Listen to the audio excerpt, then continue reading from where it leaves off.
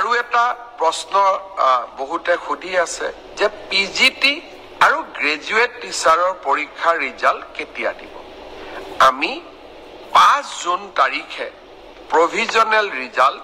announce কৰিম 5 জুনত provisional list announce কৰাৰ পিছত আপোনালোকৰ ডকুমেন্ট ভেৰিফিকেশ্যন হ'ব আৰু যিসকলৰ ডকুমেন্টছ জেনুইন হ'ব তেওঁলোককে আমি চূড়ান্তভাৱে পৰীক্ষাত উত্তীৰ্ণ হোৱা বুলি ঘোষণা কৰিম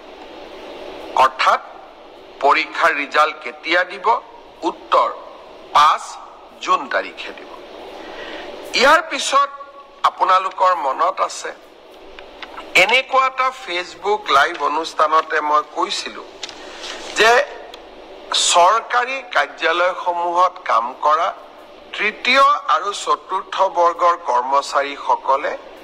পোৰ্টেলৰ জৰিয়তে মিউচুৱেল ট্ৰান্সফাৰ কৰাৰ সুবিধা লাভ কৰিব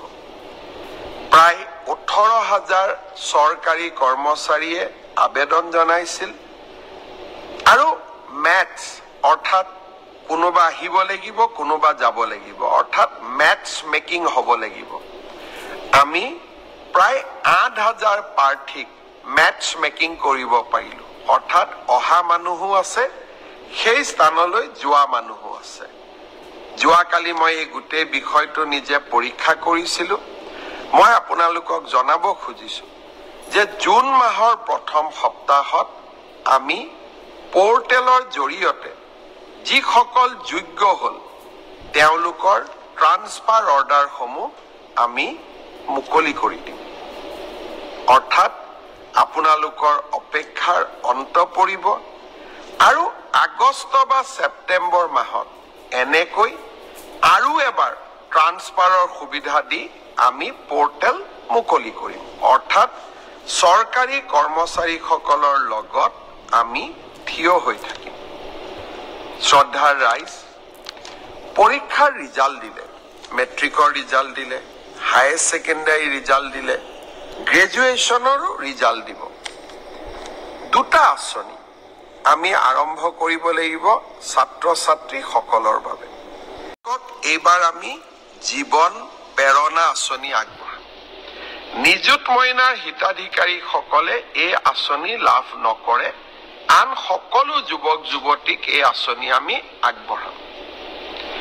1 জুনৰ পৰা এই জীৱন প্ৰেৰণা আঁচনিৰ আবেদনৰ পোৰ্টেলটো আমি মুকলি কৰি দিব খুজিছো 2024-25 চনত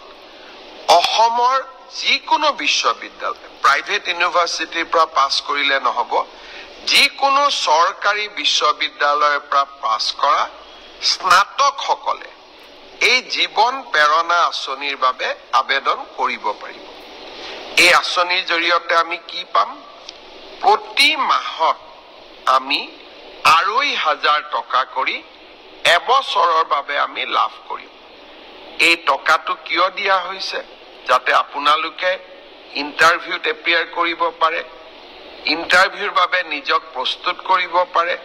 আৰু দেউতা মাৰ পৰা যাতে আমি অন্তত এটা বছৰলৈ টকা পইচা বিচাৰিব নালাগে ছাত্ৰ ছাত্ৰীসকলৰ বাবে আমাৰ দুটা আঁচনি এটা হল বিনামূলীয়া নামভৰ্তি অহা 28 তাৰিখে মই অসমৰ কলেজসমূহৰ অধ্যক্ষসকলৰ সৈতে বা 29 তাৰিখে মই অধ্যক্ষসকলৰ সৈতে এখন ভিডিঅ' কনফাৰেন্স কৰিম লক্ষ্য এইবাৰ মই তেওঁলোকক নিজে স্পষ্টভাৱে কম যে যি পৰিয়ালৰ ঘৰত ৰেচন কাৰ্ড আছে তেওঁলোকক আমি কলেজ ইউনিভাৰ্চিটি আমি বিনামূলীয়া নামভৰ্তি কৰিম